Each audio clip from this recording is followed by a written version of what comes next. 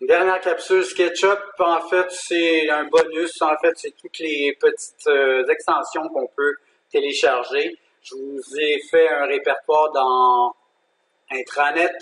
Donc, si vous allez dans V, Lodash, Gabarit, Layout, SketchUp, ce répertoire-là, vous pouvez vous copier. Donc, vous allez avoir les gabarits pour faire les mises en page, donc les feuillons 17 avec les cartouches, les symboles graphiques. Vous avez un répertoire plugin dans lequel j'ai mis toutes les extensions que j'ai téléchargées pour vous. Vous avez les styles de visuels que j'ai créés, donc j'en ai quelques-uns que vous pouvez utiliser à votre guise. Donc, dans les barres d'icônes qu'on a activées, c'est toujours la même façon. Je vais aller faire le gestionnaire de mes extensions. Si j'ai déjà téléchargé l'extension, comme c'est le cas dans Intranet, je fais installer l'extension et je viens dans le répertoire plugin et je choisis l'extension que je veux avoir. Donc, ça va s'installer automatiquement. Donc, la première qu'on avait vue, c'était 1001 Bit Tool qui nous permettait, bon, de faire des murs, des ouvertures. Des ouvertures, faire des garnitures de fenêtres, des escaliers, des fenêtres avec cadrage, des cadres de porte, des fenêtres avec carreaux multiples. C'était ici, en fait, nos garnitures de fenêtres horizontales, verticales.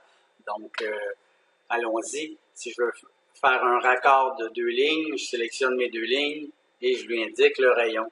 Donc, si je veux un rayon de 12 pouces, ça va faire mon arrondi. Si je veux faire le chanfrein, même principe, je sélectionne mes 2 lignes.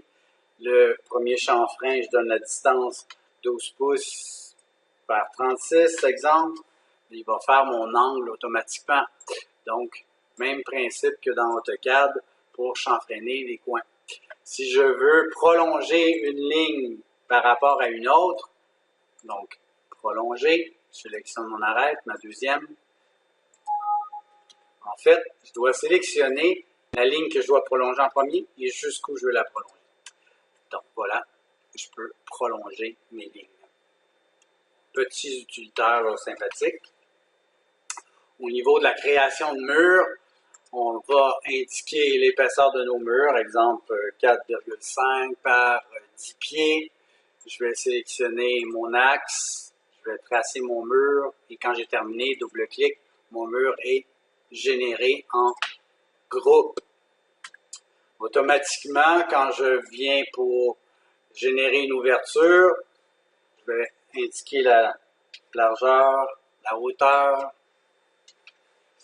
et je viens créer une ouverture sur mon mur. Je viens cliquer la base de mon mur, la position, la hauteur et il va générer des ouvertures.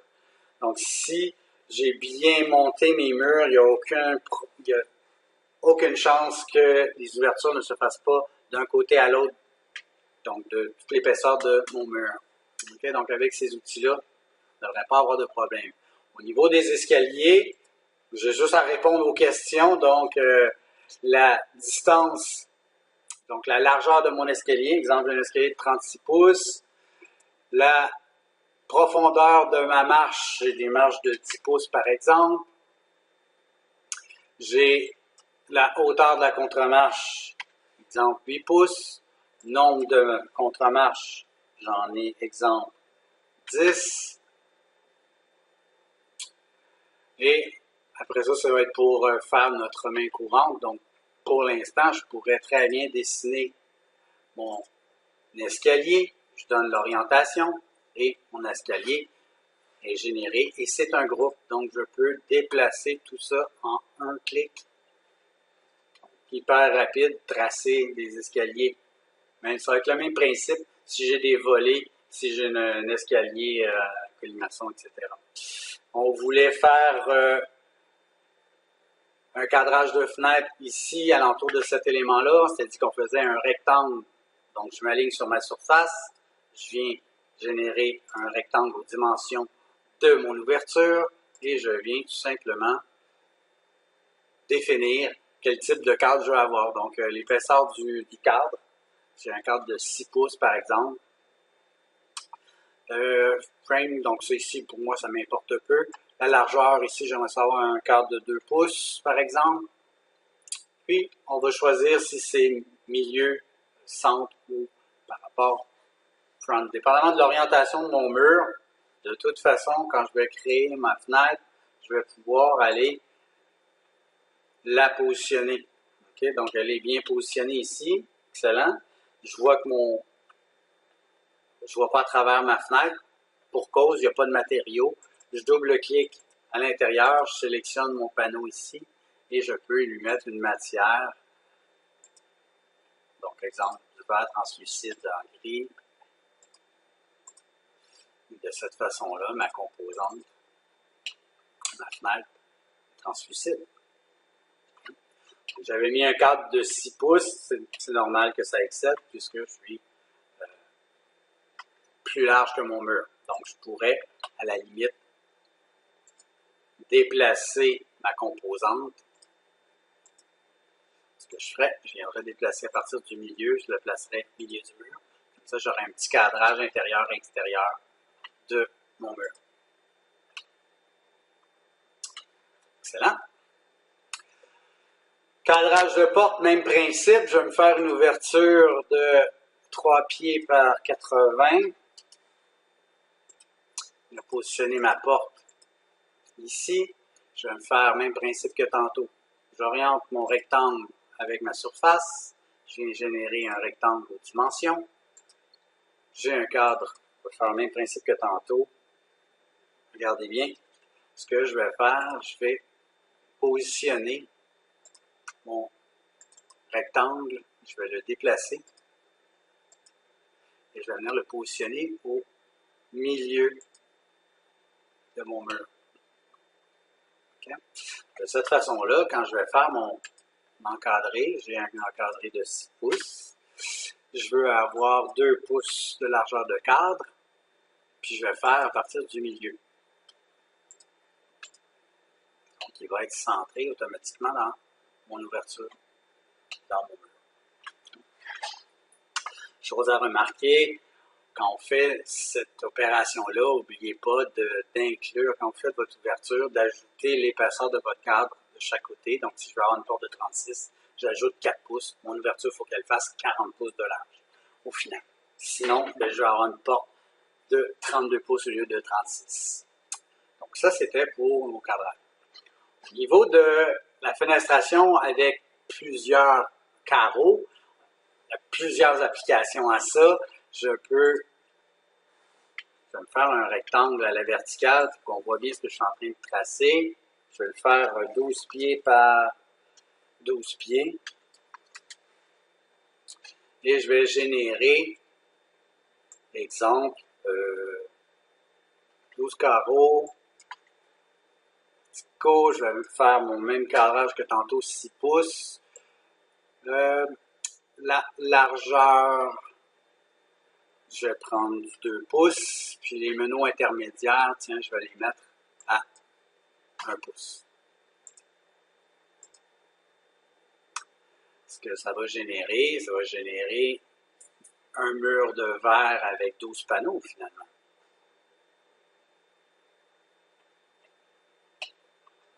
Donc, j'ai 12 carreaux verticaux horizontaux. Bien que c'était une fenêtre, ça a généré un carrelage que je peux éditer de la façon que je veux. Hein. Je pourrais diviser ça en 4 parties égales, 5 parties égales, à ma guise. Okay? Même principe que tantôt, si je rentre à l'intérieur, je vais aller chercher la surface vitrée pour aller placer du verre à l'intérieur. Donc, je vais sélectionner mon panneau de verre intérieur et quand je sors de là, ma composante est faite.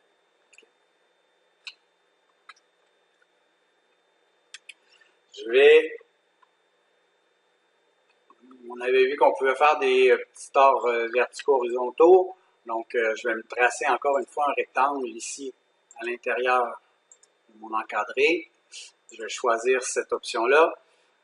N'oubliez pas que la profondeur de vos lattes que ça corresponde avec la dimension qu'on a à l'intérieur de nos fenêtres. Donc ici, je vais mettre 2 pouces.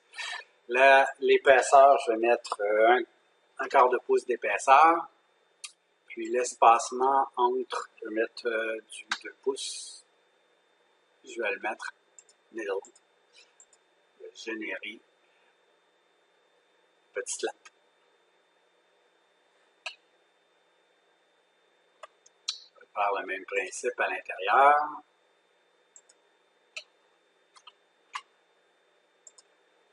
Je vais cette fois-ci prendre les verticales. 2 pouces. 0,25. N'oubliez pas que c'est des virgules, pas des points. 0,25 pour un quart de pouce. Et je vais mettre du 2 pouces de large.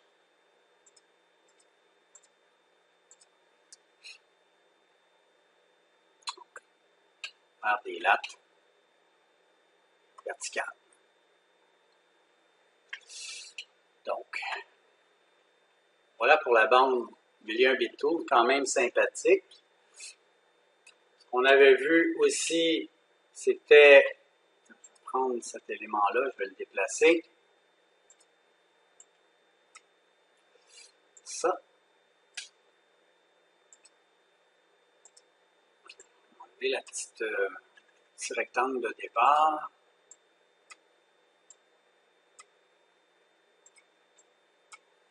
Comme ça. On va passer les petites lignes dont on n'a pas besoin. Okay.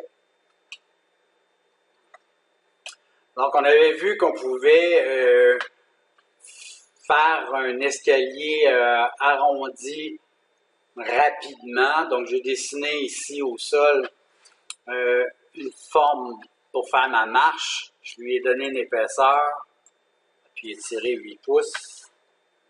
Je vais me créer un groupe avec ça. Triple clic, créer un groupe. Je vais même en créer une composante, tiens. Ça va être une marche.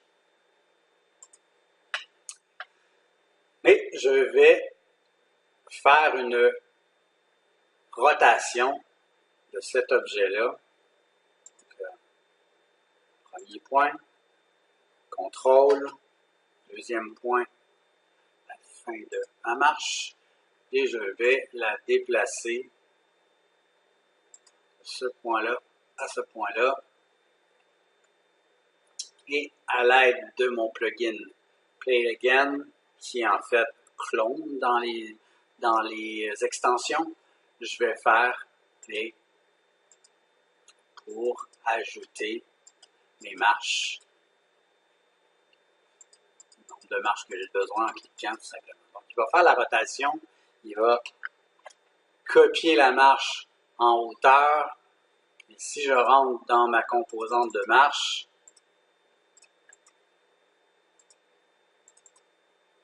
je peux aller changer, donc aller m'amuser avec, faire un petit décalage de 1 pouce, 0,5. J'aimerais ça faire un petit nez de marche, donc je vais faire une petite ligne ici.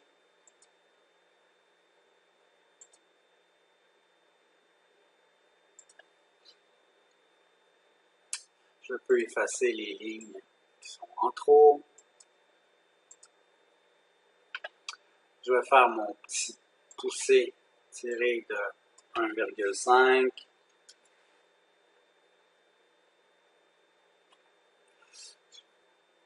Évidemment, quand je fais ma composante, étant donné que c'est la même marche, ça va se répéter partout. Si j'avais voulu arrondir, ben, j'aurais fait un cercle et j'aurais fait suivez-moi tout simplement.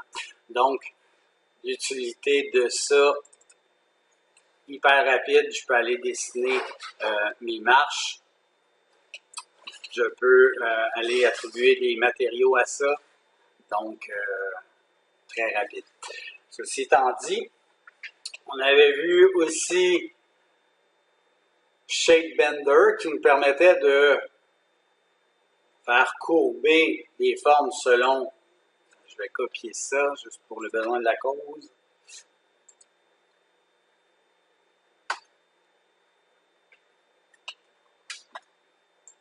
Comme ça, je vais faire Shape Bender.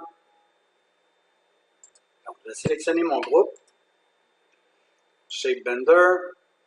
Je vais aller sélectionner ma ligne que j'ai tracée au bas de mon mur, qui est axée sur le bas de mon mur, qui m'indique le départ et la fin, et je vais sélectionner ma courbe. Enter. Formé parfaitement. Je peux retourner ma composante côté gauche, côté droite.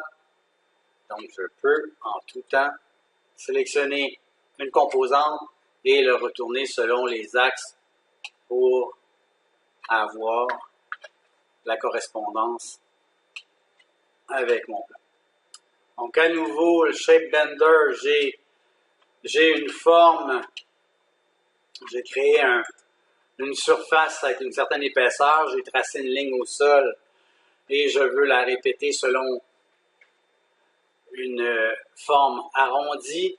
Je viens sélectionner mon groupe. Shape Bender, je sélectionne ma ligne au sol et je viens cliquer la forme proprement dite. Donc, ça vient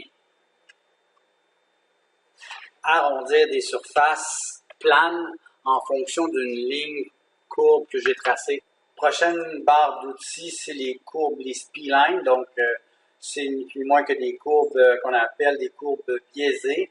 Je vais aller chercher, bon, par exemple, je veux faire une courbe ici.